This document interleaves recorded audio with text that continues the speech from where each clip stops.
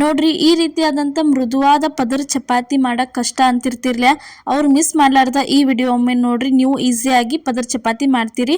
ಅದಕ್ಕಿಂತ ಮೊದಲು ನಿಮಗೆ ಪ್ರಿಯಾ ಕಿಚನ್ಗೆ ಸ್ವಾಗತ. ನೀವಿನ್ನೂ ನಮ್ಮ ಚಾನಲ್ನ ಸಬ್ಸ್ಕ್ರೈಬ್ ಮಾಡಿಲ್ಲ ಅಂದ್ರೆ ಈಗಲೇ ಸಬ್ಸ್ಕ್ರೈಬ್ ಮಾಡ್ರಿ. ನೋಡ್ರಿ ಅದೇ ರೀತಿ ಪದರ ಚಪಾತಿ ಮಾಡೋದಕ್ಕೆ ಇಲ್ಲೇ ನಾವು ಗೋಧಿ ಹಿಟ್ಟ ತೊಗೊಂಡಿದ್ದೀವಿ. ಗೋಧಿ ಹಿಟ್ಟು ತೊಗೊಂಡು ಅದಕ್ಕೆ ರುಚಿಗೆ ತಕ್ಕಷ್ಟು ಉಪ್ಪು ಹಾಕತ್ತೀವಿ. ನೋಡ್ರಿ ರುಚಿಗೆ ತಕ್ಕಷ್ಟು ಉಪ್ಪು ಆದ್ಮೇಲೆ ಇಲ್ಲಿ ನೋಡ್ರಿ ಒಂದು 2 ಸ್ಪೂನ್ ಆಗುವಷ್ಟು ಅಡುಗೆ ಎಣ್ಣೆ ಹಾಕತ್ತೀವಿ. ನೋಡ್ರಿ 2 ಸ್ಪೂನ್ ಆಗುವಷ್ಟು ಅಡುಗೆ ಎಣ್ಣೆ ಹಾಕಿ ಈ ರೀತಿ ಇದನ್ನು ಚೆಂದಂಗೆ ಮಿಕ್ಸ್ ಮಾಡ್ಕೋಬೇಕ್ರಿ. ಅಷ್ಟು ಎಲ್ಲ ಹಿಟ್ಟ ನೋಡ್ರಿ ಈ ರೀತಿಯಾಗಿ ಅಷ್ಟು ಎಲ್ಲ ಹಿಟ್ಟ ಮಿಕ್ಸ್ ಮಾಡ್ಕೋಬೇಕು ಇದನ್ನು. ಅದಾದ್ಮೇಲೆ ನೋಡ್ರಿ ಇಲ್ಲಿ ನೀರು ತೊಗೊಂಡು ಎಷ್ಟು ಬೇಕಲ್ಲ ಅಷ್ಟಷ್ಟು ನೀರು ಹಾಕ್ಕೊಂಡು ಹಿಟ್ಟ ಕಲಿಸ್ಕೋಬೇಕ್ರಿ. ನೀವು ಪದರ ಚಪಾತಿ ಮಾಡೋರಿದ್ರಂದ್ರೆ ಅದಕ್ಕೆ ಏನು ಮಾಡ್ಬೇಕಂದ್ರೆ ನೀವು ಸ್ವಲ್ಪ ಹಿಟ್ಟ ಗಟ್ಟಿ ನಾದ್ಕೋಬೇಕು. ನಾರ್ಮಲಾಗಿ ಚಪಾತಿ ಮಾಡ್ತಿರ್ತಿರ್ಲ ಆ ರೀತಿ ನಾದ್ಕೋಂಗಿಲ್ಲ. ಸ್ವಲ್ಪ ಏನೈತಲ್ಲ ಗಟ್ಟಿ ಹೆಂಗೆ ನಾದ್ಕೊಂತ್ರಿ ಅಂದ್ರೆ ಪದರ ಚಪಾತಿ ಚೆಂದಂಗೆ ರೆಡಿಯಾಗಿ ಬರ್ತಾವ್ರಿ. ಅದೇ ರೀತಿ ನೀವು ಎಲ್ಲರೂ ಪ್ರವಾಸಕ್ಕದ ಟೂರ್ಗದು ಹೊಂಟ್ರಂದ್ರೆ ಈ ರೀತಿ ಪದರ ಚಪಾತಿ ಮಾಡ್ಕೊಂಡು ಹೋದ್ರಂದ್ರೆ ಒಂದು 2 ರಿಂದ 3 ದಿನ ಇಟ್ಟು ನೀವು ತಿಂದರೂ ಕೆಡೋದಿಲ್ಲ. ಚಪಾತಿ ಚಲೋ ಉಳಿತಾವು. ನೋಡ್ರಿ ಈ ರೀತಿಯಾಗಿ ತೋರ್ಸಾತೀವಲ್ಲ ನಾವು ಇಷ್ಟು ಗಟ್ಟಂಗೆ ನೀವು ಚಪಾತಿ ಹಿಟ್ಟ ನಾದ್ಕೋಬೇಕಾಕೈತಿ. ಎಷ್ಟು ಆಕೈತಲ್ಲ ಅಷ್ಟು ಭಾರ ಹಾಕಿ ನಾದ್ರಿ ಅಂದ್ರೆ ಚಲೋ ಆಕವು ಚಪಾತಿ. ಇಲ್ಲಿ ನಾದೇ ಇಟ್ಟಿದ್ದೀವಿ ಒಂದು 10 ನಿಮಿಷ ನೆನೆಯೋದಕ್ಕೆ ಬಿಟ್ಟು ಇಲ್ಲಿ ನೋಡ್ರಿ ವಾಪಸ್ ಅದಕ್ಕೆ ಸ್ವಲ್ಪ ಈ ರೀತಿ ಎಣ್ಣೆ ಹಚ್ಚಿ ಇನ್ನೊಂದು ಸ್ವಲ್ಪ ಈ ರೀತಿ ಮಿದ್ಕೋಬೇಕು. ನೋಡ್ರಿ ಹಿಟ್ಟ ನೆನಿತಂದ್ರೆ ಈ ರೀತಿ ಚಲೋ ತಂಗೆ ಆಕೈತೆ. ನೋಡ್ರಿ ತೋರ್ಸಾತೀವಲ್ಲ ಇಷ್ಟ ಮಸ್ತಂಗೆ ರೆಡಿ ಆಕೈತೆ. ನೋಡ್ರಿ ಹಿಟ್ಟ ಚೆಂದಂಗೆ ನೆನಿತಂದ್ರೆ ಇಲ್ಲಿ ನೋಡ್ರಿ ಈ ರೀತಿಯಾಗಿ ಪೂರ್ತಿ ಎಲ್ಲ ಚೆಂದಂಗೆ ಹಿಟ್ಟ ನಾದೇ ಇಟ್ಕೋಬೇಕ್ರಿ ಇದನ್ನು. ಇನ್ನೂ ಇದೇ ರೀತಿ ಹಲವಾರು ರೆಸಿಪಿಗಳನ್ನ ರೊಟ್ಟಿ ರೆಸಿಪಿ ಚಪಾತಿ ರೆಸಿಪಿ ಹಾಕಿದ್ವು. ಒಂದು ಸರ್ತಿ ಹೋಗಿ ನಮ್ಮ ಚಾನಲ್ ಒಳಗೆ ನೋಡ್ಕೊಂಬರ್ರಿ. ನೋಡ್ರಿ ಅದಾದ್ಮೇಲೆ ಇಲ್ಲಿ ಒಂದು ಸ್ವಲ್ಪ ಉಳ್ಳಿ ತೊಗೊಂಡು ಅದ್ರೊಳಗೆ 2 ಉಳ್ಳಿ ಮಾಡ್ಕೋಬೇಕ್ರಿ. ಈ ರೀತಿಯಾಗಿ ಅವನ್ನ ಚೆಂದಂಗೆ 2 ಕೈಲೇ ರೌಂಡ್ ಮಾಡ್ಕೋಬೇಕ್ರಿ. ಅಷ್ಟು ಉಳ್ಳಿ ನೋಡ್ರಿ ಈ ರೀತಿಯಾಗಿ ರೌಂಡ್ ಮಾಡಿ ಇಟ್ಕೋಬೇಕು. 2 ಉಳ್ಳಿ ಈ ರೀತಿ ರೌಂಡ ಮಾಡಿ ಇಟ್ಕೊಂಡ್ಮೇಲೆ ಒಂದು ಉಳ್ಳಿಗೆ ಏನೈತಲ್ಲ ಒಂದು ಸ್ವಲ್ಪ ಎಣ್ಣೆ ಹಚ್ಬೇಕು. ನೋಡ್ರಿ ಇಲ್ಲೇ ತೋರ್ಸಾತೀವಿ ನಿಮಗೆ.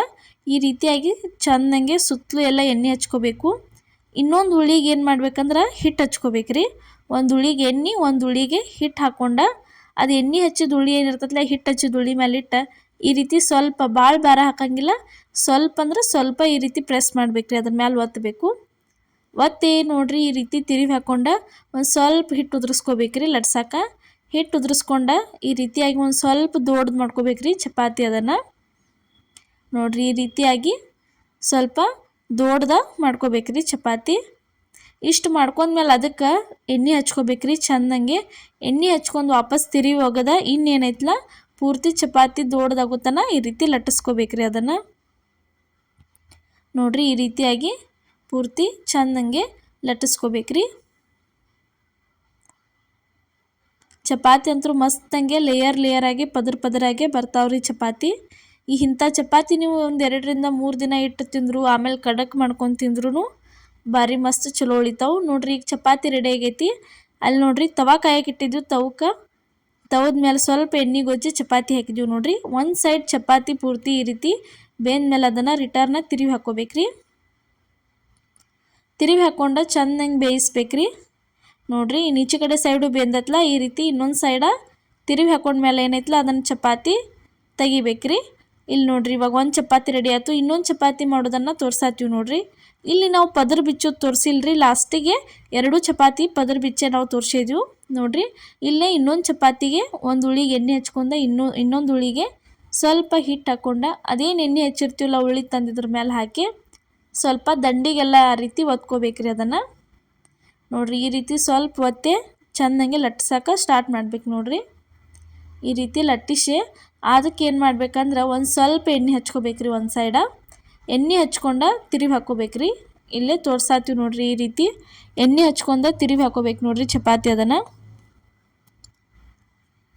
ತಿರುವಿ ಹಾಕ್ಕೊಂಡು ಈ ರೀತಿ ಚೆಂದಂಗೆ ಲಟ್ಟಿಸ್ಕೋಬೇಕ್ರಿ. ಜಾಸ್ತಿ ನೋಡ್ರಿ ಈ ರೀತಿಯಾಗಿ ದಂಡಿ ಎಲ್ಲ ಚೆಂದಂಗೆ ತೀಡ್ಕೋತಾ ಬರ್ಬೇಕ್ರಿ. ಈ ರೀತಿ ತೀಡ್ಬೇಕು ನೋಡ್ರಿ ಚಪಾತಿ. ನೋಡ್ರಿ ಈ ರೀತಿ ನಿಮ್ಮ ಮನ್ಯಾಗ ತಗಡಿಲ್ಲ ಅಂದ್ರೆ ನೀವು ಚಪಾತಿ ಮಾಡಕ್ಕೆ ಶೀಟ್ ಇರ್ತಾವಲ್ಲ ಅವನು ಯೂಸ್ ಮಾಡ್ಕೊಂಡು ಮಾಡ್ಕೋಬೋದ್ರಿ. ಅದಕ್ಕಿಂತ ಇದ್ರ ಮೇಲೆ ತಗಡ್ ಮೇಲೆ ಏನೈತಲ್ಲ ಚಪಾತಿ ಭಾರಿ ಬೆಸ್ಟ್ ಆಕ್ಕವ್ರಿ. ನೋಡಿರಿ ಈ ರೀತಿಯಾಗಿ ಇಲ್ಲಿ ತೋರ್ಸಾತೀವಿ ನೋಡಿರಿ. ಇದು ಒಂದು ಚಪಾತಿ ಹಾಕ್ತೀವಿ ನೋಡಿರಿ.